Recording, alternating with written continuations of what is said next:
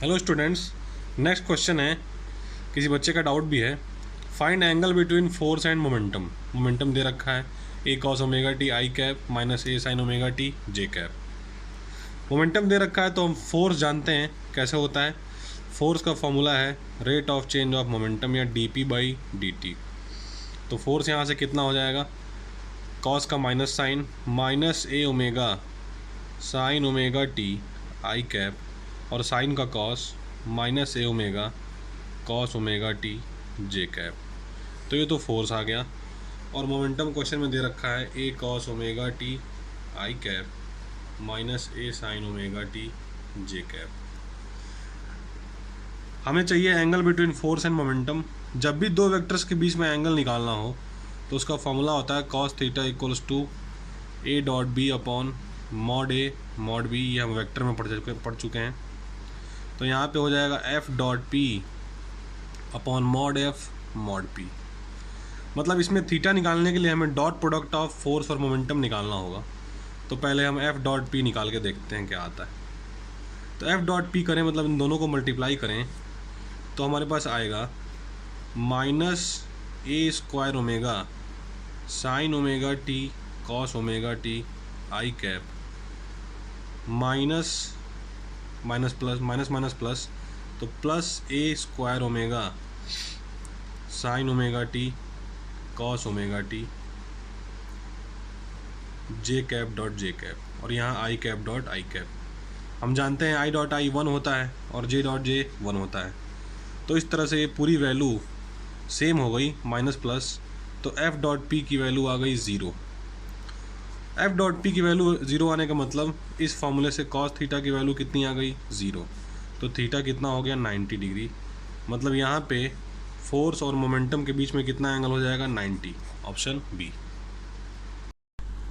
Next question है, a balloon of weight W newton falls vertically downward with a constant acceleration a which is less than acceleration due to gravity. Magnitude of air resistance is. कह रहा है एक balloon है m मास का या W wait का, नीचे की तरफ गिर रहा है a एक्सेलरेशन से।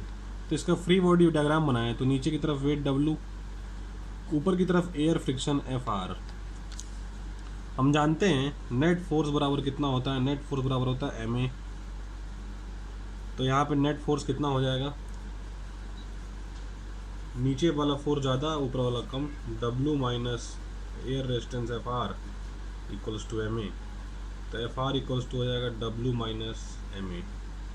W कितना है, mg माइनस ma। तो इस तरह से अगर हम यहाँ पे mg कॉमन ले लें तो हो जाएगा 1 minus ma upon mg। m से m कट गया तो फिर रेजिस्टेंस हो जाएगा W 1 minus a by ji.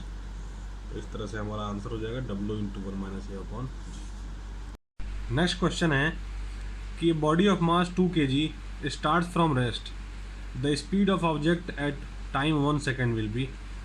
Force time graph दे रखा है। हम जानते हैं फोर्स टाइम ग्राफ में, force time graph area under F T curve होता है, इंटीग्रल एफ डी टी, जिसको हम इम्पल्स भी बोलते हैं या इसको हम चेंज इन मोमेंटम भी बोलते हैं। तो अगर 1 सेकेंड पे एरिया निकालें हम, 1 सेकेंड पे एरिया, तो ये एरिया हो जाएगा 1 सेकेंड पे। तो area under F T curve in 1 second हो जाएगा 20 into 1 equals to 20 equals to change in momentum.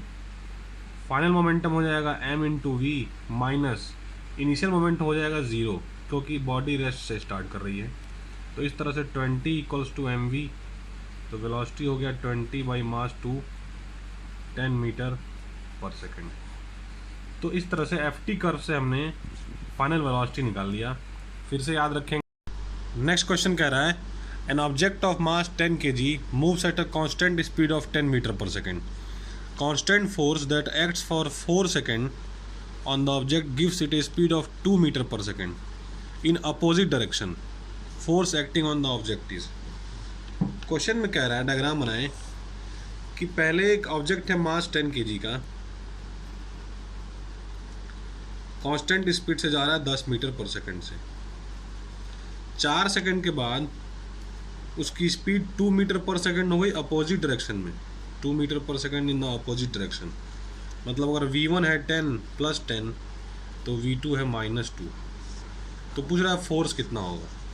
हम जानते हैं फोर्स कितना होता है, rate of change of momentum according to Newton second law. तो फोर्स बराबर हम delta P by delta T लिख सकते हैं, मतलब P2 - P1 upon time. Momentum हम जानते हैं मास इंटू वेलोसिटी, तो मास यहाँ कॉमन ले लेंगे, V2 - V1 अपॉन टाइम। तो मास दे रखा है क्वेश्चन में 10 kg, V2 है -2 और V1 है +10 अपॉन टाइम है 4 सेकेंड। तो इसको हम सॉल्व करेंगे तो हमारे पास आंसर आ जाएगा -30 न्यूटन। तो फोर्स हो गया -30 न्यूटन। गुड इवनिंग स्टूडेंट्स, हम डिस्कस करने जा रहे हैं न्यूटन्स लॉ के कुछ अच्छे क्वेश्चंस, न्यूटन्स फर्स्ट लॉ के। ये क्वेश्चंस आपको वीडियो के डिस्क्रिप्शन में मिल जाएंगे।